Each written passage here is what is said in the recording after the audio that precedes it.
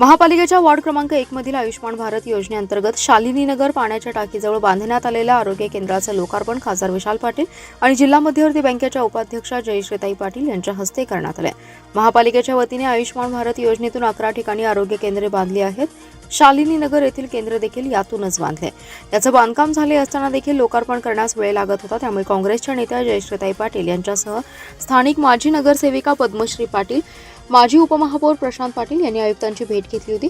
आयुक्तांनी दिनांक 15 ऑगस्टला लोकार्पण करू असं जाहीर केलं होतं, त्यानुसार लोकार्पण करण्यात आले। यावेळी माजी नगरसेविका पद्मश्री पाटील, रईसा रंगरेज, निर्मला जगदाळे, वसंतराव गुरर, शालिनी हाऊसिंग सोसायटीचे चेअरमन मुबारक उरुणकर, शशिकांत शिंदे, ॲडव्होकेट अमोल चिमान्ना, शशिकांत जाधव, अजिंक्य रुपलक, किरण पाटील, कामगार नेते प्रदीप शिंदे, अप्पा पवार, गौस नदाफ, रोहन घोटाळे, रमेश पाटील, मनोज पवार, अमीन शेख, इकबाल मुल्ला, अजिंक्य मोहिते, सुनील शिंदे उपस्थित होते।